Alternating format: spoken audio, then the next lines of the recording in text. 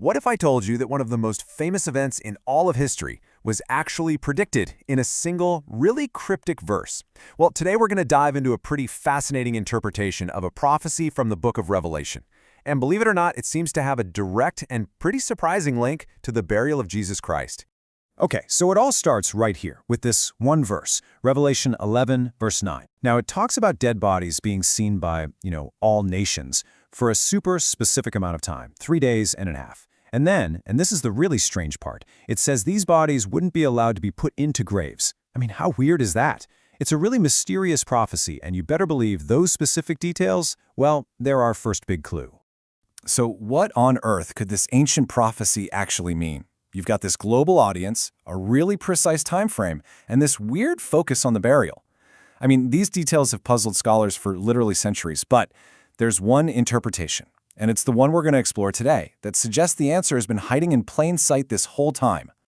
All right, let's start by digging into these strange details, because according to the source material we're looking at, it's these very specific points that lead to a single unmistakable event in history. So, what's the answer? Plain and simple, Jesus. The whole argument here is that this verse isn't about some far-off future event. No, it's a direct prophecy that describes exactly what happened right after the crucifixion. Okay, so how do we even get there? Well, the key, the thing that unlocks this whole interpretation, it all comes down to the specific details of Jesus' burial. Okay, check this out. Here's the first huge connection. Revelation 11:9, it mentions 3 days and a half, right?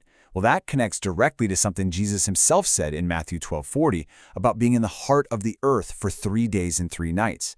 I mean, those time frames are so similar, it's hard to ignore. It creates this really powerful parallel right off the bat. And the gospel accounts are incredibly consistent about this. You look at Matthew, Mark, Luke, and John, they all tell the same story.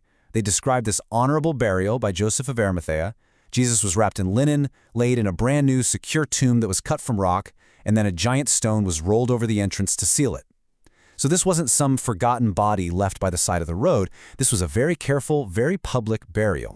But this is where the story takes a really fascinating turn, because almost immediately, you have fear and politics creeping into the picture, all centered right there at that sealed tomb. Just look at this timeline. You can practically feel the panic escalating among the religious authorities. So after the burial on day 1, they don't waste a second. By day 2, they're already running to Pilate, the Roman governor, to get permission to secure the tomb. And they do it. They place an official Roman seal and a guard.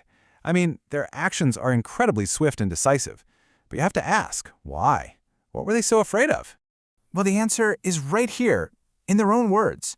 They weren't afraid that Jesus was dead. No, they were terrified of his prophecy, that he would be resurrected. Their specific fear, their nightmare scenario, was that the disciples would sneak in, steal the body, and then tell everyone he had risen from the dead. And to them, that last error would be way worse than the crucifixion itself. And this, my friends, is where the story gets truly ironic. Because those guards who were put there to prevent one thing, they actually ended up guaranteeing something else entirely, at least according to our source material. Okay, so here's the crucial point, right? In their desperate attempt to stop a fake resurrection story from starting, the authorities accidentally created a perfectly controlled environment. You've got a Roman seal, you've got an official guard. They literally made it impossible for the disciples, or anyone for that matter, to mess with that tomb. So when the tomb turns up empty anyway, they had to scramble. They had to pivot, and fast. The book of Matthew lays out this incredibly detailed cover-up. The council gets together, they bribe the soldiers with a ton of money, and they hand them an official story to tell. Just say the disciples came and stole a body while you were all asleep. They even promise the soldiers, don't worry, we'll protect you from the governor if this gets out. All right, now let's go a layer deeper. We're going to look at the original Greek. The source we're examining suggests that the specific words used in the original language add even more weight to this whole interpretation. We're talking about clues that kind of get lost in the English translation. Okay, let's break this down. Don't worry, it's not as complicated as it looks. The word for see is plepusin, which isn't just a glance. It means to behold or look at, which really suggests a public event, right? The body is a protoma, which just means a corpse. The time frame uses the word hemisi, which means a half. And the graves that the body wasn't allowed to be put into, that word is memnomata, or tombs. The amazing thing is, Every single one of these specific words lines up perfectly with the events we read about in the Gospels.